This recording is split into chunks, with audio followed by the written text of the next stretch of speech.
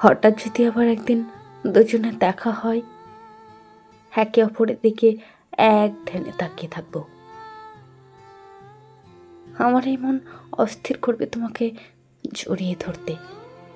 তোমাকে দেখে আমার হৃদস্পন্দন আবার দ্বিগুণ হারে হবে।